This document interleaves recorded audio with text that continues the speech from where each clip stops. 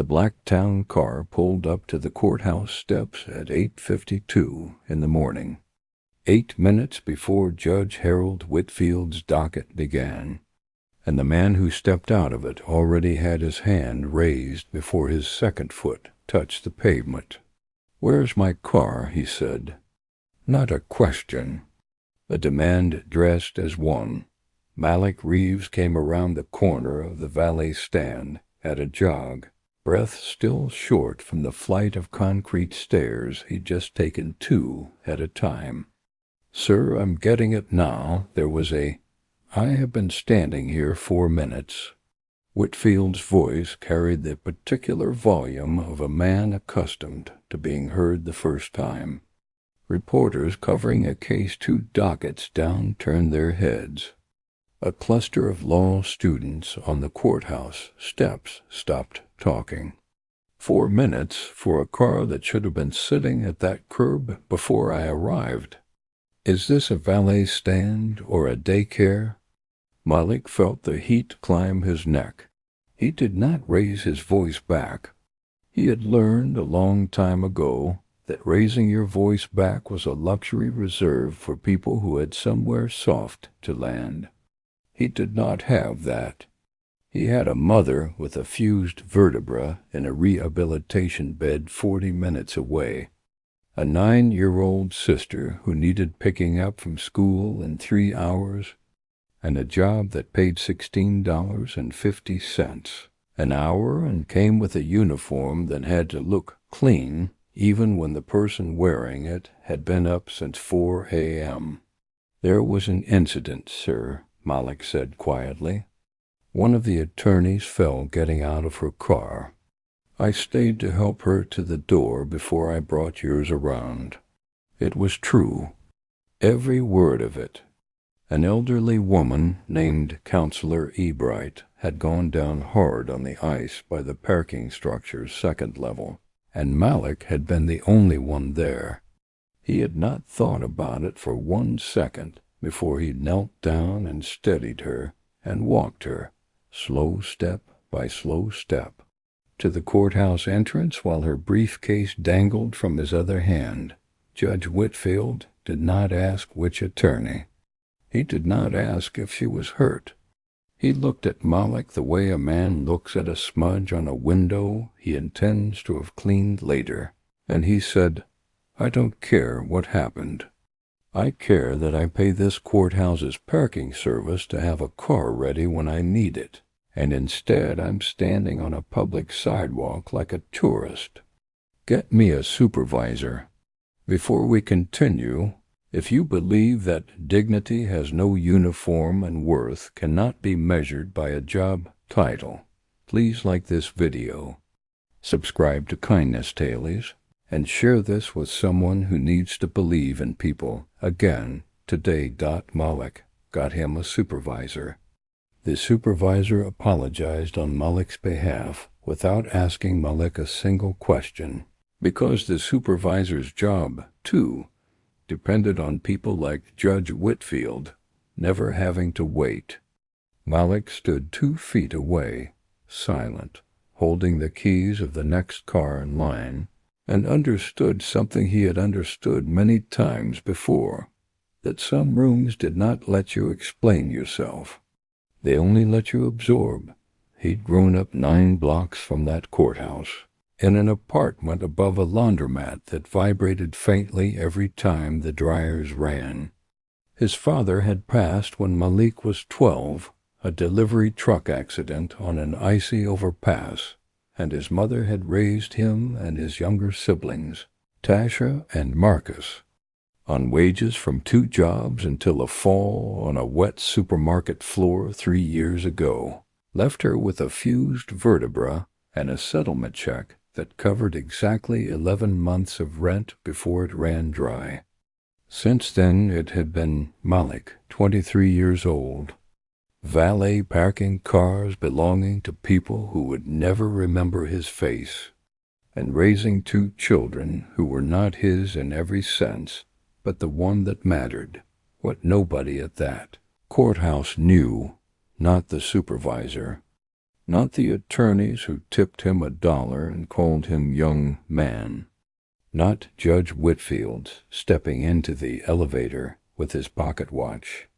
And his silence was that Malik had spent every night for the past 2 years in the reading room of the public library on Ferris Street, the one that stayed open until 9 p.m. on weeknights because a librarian named Ruth Okafor believed a library that closed at 6 wasn't serving the people who actually needed it. Ruth had noticed him the first winter he came in his Valet vest, ordering the same battered copy of a civil procedure textbook from Interlibrary, loaned 3 times because he couldn't afford his own. She never asked why a parking attendant wanted federal court procedure. She just started setting the book aside behind the desk with his name on a sticky note. When the library began closing early on Tuesdays for a staffing shortage, she quietly kept the reading room lights on for him anyway, locking up herself an hour after everyone else had gone home, never logging it, never mentioning it to her supervisor. She told him once, closing up around him while he finished a chapter on evidentiary standards, "The people the world doesn't wait for are usually the ones worth waiting for." He never forgot it. He had taken the paralegal certification exam 8 months ago on his 1 day off, in a rented blazer, and passed with the second highest score in the state that cycle.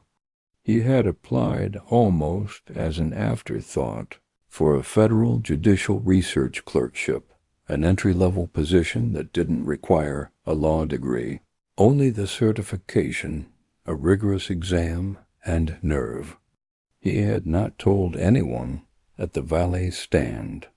He had barely let himself believe it when the acceptance letter came. His first day in the clerk's office was the following Monday. Clerk Denise Marsh handed him a stack of case files with the brisk efficiency of someone who did not have time to notice new faces carefully. Docket 4B, Judge Whitfield's chambers. He's strict, he's fast, and he does not like to repeat himself. You'll be reviewing procedural filings before they reach his desk. Any errors, any delays, they come back to you. Malik had frozen for exactly 1 second at the name. Then he had taken the files. He recognized Whitfield's handwriting before he recognized the man himself, sharp, slanted, impatient even on paper. He spent 3 days buried in motions and briefs, cross-referencing citations late into the evening, catching a procedural filing error that would have delayed an entire hearing by 2 weeks had it gone through unnoticed. He flagged it. He corrected it. He did the work the way Ruth Okafor had taught him to do everything quietly, thoroughly, without needing anyone to see it happen. On Thursday morning, Judge Whitfield called for the clerk assigned to docket 4B to come to chambers. Malik walked in wearing a gray suit that did not fit him quite right because it was borrowed from a cousin, carrying a folder of corrected filings, and stood in front of the man who 5 days earlier had called him a daycare in front of a crowd of reporters. Whitfield looked up. It took him a moment. Malik watched it happen, watched the judge's mind work backward through a memory it had not expected to need again, watched the exact second recognition landed, cold and sudden, like a hand closing around something it had dropped and forgotten. "You're the—" Whitfield stopped himself. "Valet." "Sir, yes." Malik set the folder on the desk, steady, unhurried. "I also caught an error in the Hendricks filing. Paragraph 14 cites the wrong statute of limitations. I corrected it and flagged the original for your review. Whitfield did not speak for a long moment. He opened the folder. He read the correction, then read it again, more slowly, the way a man reads something when he is not actually looking at the words anymore, but at everything the words represent. His hand, resting on the edge of the desk, did not move. Somewhere behind his eyes, an entire version of events he'd built without ever checking it. A slow boy, an excuse, a public embarrassment that had cost him nothing and cost someone else everything, came apart at the seams. "How long?" Whitfield said finally. "Have you been studying law?" 2 years, sir. Nights, mostly. After my shift, while parking my car. Yes, sir." Whitfield sat back. He looked, for the first time since Malik had known him, like a man without an immediate answer.